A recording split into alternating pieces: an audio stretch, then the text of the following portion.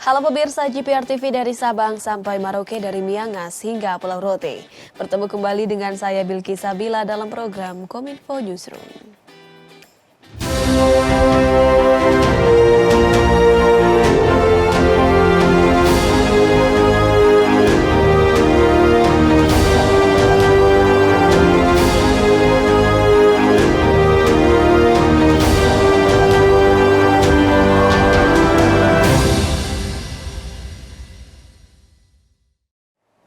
Pemirsa, inilah Kominfo Newsroom selengkapnya.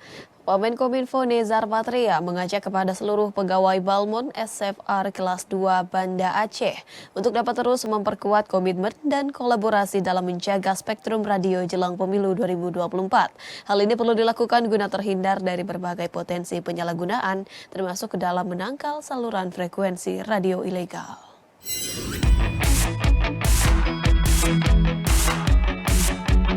Kementerian Komunikasi dan Informatika terus melakukan berbagai upaya dalam menciptakan pemilu damai 2024, salah satunya dengan menjaga dan memonitoring spektrum frekuensi radio agar terhindar dari berbagai potensi penyalahgunaan. Wakil Menteri Komunikasi dan Informatika Nezar Patria dalam kunjungannya ke kantor Balai Monitoring Spektrum Frekuensi Radio Kelas 2 di Banda Aceh menyampaikan bahwa penyebaran informasi hoaks dan disinformasi seputar pemilu 2024 bisa dilakukan melalui berbagai cara, termasuk saluran frekuensi radio ilegal. Wamen Nezar Patria menilai Ditjen SDPPI sebagai unit kerja Kementerian Kominfo mempunyai peran dalam mengelola spektrum frekuensi radio. Menurutnya, program penting ini menangani sumber daya yang tidak terlihat secara kasat mata, namun berdampak besar dalam membangun konektivitas digital. Kepada seluruh pegawai Balmon SPR kelas 2 Banda Aceh, Wamenkominfo juga mendorong komitmen dan kerjasama kolaborasi dalam mengawal dan menjaga spektrum frekuensi radio guna mendukung terwujudnya akselerasi transformasi digital.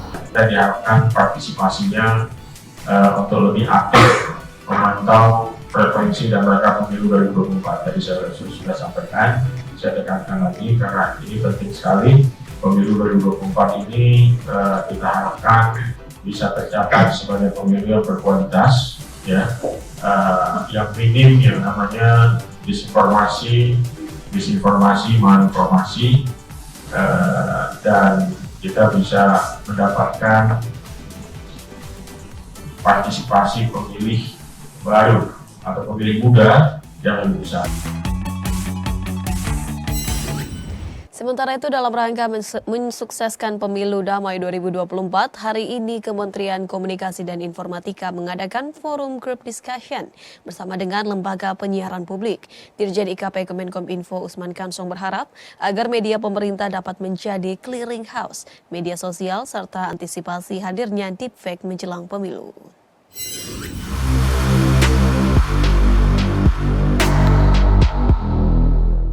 Direktur Jenderal Informasi dan Komunikasi Publik Kementerian Komunikasi dan Informatika Usman Kansong mengingatkan perlu mengantisipasi adanya fenomena deepfake yang bisa mengecoh siapapun menjelang pemilihan umum 2024. Deepfake merupakan salah satu tipe dari kecerdasan buatan yang digunakan untuk membuat foto, audio, video hoax yang cukup meyakinkan. Dirjen IKP Kominfo Usman mengatakan kecerdasan buatan harus diantisipasi agar tidak digunakan untuk kepentingan yang tidak baik atau merugikan. Ia mencontohkan penggunaan AI secara tidak bertanggung jawab menimpa Paul Vallas, salah satu kandidat pemilihan wali kota di Chicago, Amerika Serikat. Kondisi itu menurutnya harus menjadi peringatan bagi semua pihak dalam menghadapi pemilu 2024. Untuk itu, momentum ini dapat digunakan media negara atau media pemerintah dalam mengambil posisi sebagai clearing house atau sebagai rumah pencernih berbagai informasi yang beredar di media sosial. Selain itu, Dirjen IKP Usman Kansong berharap media pemerintah dapat memperkuat posisi sebagai rumah pencernih sebagai syarat pertama bagi media pemerintah yang bersikap independen atau tidak berpihak serta terukur. Ia menilai bahwa media pemerintah tentu saja harus berpihak pada pemerintah sebagai sebuah identitas organisasi atau instansi dan bukan pemerintah sebagai individu. Ya, tetapi pertanyaannya memang bukan apakah media independen atau tidak, tetapi seberapa independen media.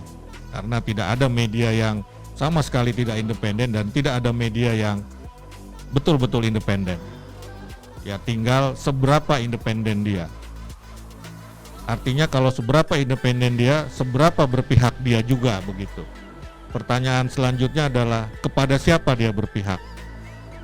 Kan kira-kira seperti itu. Nah, sebagai media pemerintah, tentu kita harus berpihak, tetapi pertanyaannya kepada siapa? Tidak mungkin media pemerintah itu independen 100%. Ketua Divisi Teknis KPU Republik Indonesia Idam Holik memastikan bahwa debat Capres dan Cawapres pada pemilu 2024 tetap akan digelar sebanyak 5 kali. Hal ini diungkapkan Idam guna merespon isu terkait penghapusan debat Capres-Cawapres pemilu 2024 yang beredar di masyarakat. Komisi Pemilihan Umum memastikan debat Capres-Cawapres pada pemilu 2024 akan digelar sebanyak 5 kali, sebagaimana tertuang dalam pasal 277 Undang-Undang Nomor 7 Tahun 2017 tentang Pemilihan Umum. Ketua Divisi Teknis KPU Republik Indonesia Idam Holik menyebut bahwa debat Capres-Cawapres akan ditayangkan secara terbuka dan nasional kepada publik. Ia juga menegaskan bahwa saat ini pihaknya akan segera merumuskan jadwal serta teknis penyelenggaraan debat Capres-Cawapres sebelum akhirnya dikoordinasikan dengan peserta Pilpres 2024 setelah penetapan pasangan Capres-Cawapres pada tanggal 13 November 2023. Adapun nantinya pada tanggal 14 November 2023, KPU akan melakukan pengundian nomor urut pasangan Capres-Cawapres pada pemilu 2024. Berdasarkan pasal 277 ayat 1 Undang-Undang Nomor 7 Tahun 2017 dinyatakan bahwa debat pasangan calon presiden dan wakil presiden dilaksanakan sebanyak 5 kali dan mengenai pelaksanaan debat tersebut itu akan dilakukan di rentang tanggal 28 November 2023 sampai dengan tanggal 10 Februari 2024 atau di rentang waktu masa kampanye pemilu serentak 2024. Seiring berlangsungnya pemeriksaan kesehatan bagi bakal pasangan calon presiden dan wakil presiden Prabowo Subianto dan Gibran Rakabuming pada hari ini, maka berakhir sudah tahapan pemeriksaan kesehatan yang dijalankan para paslon sebagai persyaratan yang diberlakukan oleh KPU. Hasil pemeriksaan kesehatan para paslon akan diberikan oleh pihak RSPAD Gatot Subroto kepada KPU pada Jumat esok. Ketua Komisi Pemilihan Umum Republik Indonesia Hasyim Asyari mengatakan, hasil pemeriksaan kesehatan dari 3 bakal pasangan Capres dan Cawapres yang telah mendaftar sebagai calon peserta Pilpres 2024 akan diumumkan ke publik pada Jumat 27 Oktober 2023 sekitar pukul 14 waktu Indonesia Barat. Sebelumnya rangkaian pemeriksaan tes kesehatan pada Bapaslon Capres dan Bapaslon Cawapres dijadwalkan terakhir pada hari ini Kamis 26 Oktober di RSPAD Gatot Subroto Jakarta. Bapaslon Presiden dan Wakil Presiden Prabowo Subianto Gibran Rakabuming menjadi Bapaslon terakhir yang menjalani pemeriksaan kesehatan setelah sebelumnya Anies Baswedan, Muhaimin Iskandar, dan Ganjar Pranowo Mahfud MD yang telah menjalani tahapan serupa. Rangkaian pemeriksaan yang telah dilakukan terhadap 3 bakal pasangan calon rencana hari Jumat besok, tanggal 27 Oktober 2023 sekitar jam 14 siang, akan disampaikan oleh tim pemeriksa kesehatan RSPAD Gatot Subroto kepada KPU yang akan dilakukan di kantor KPU.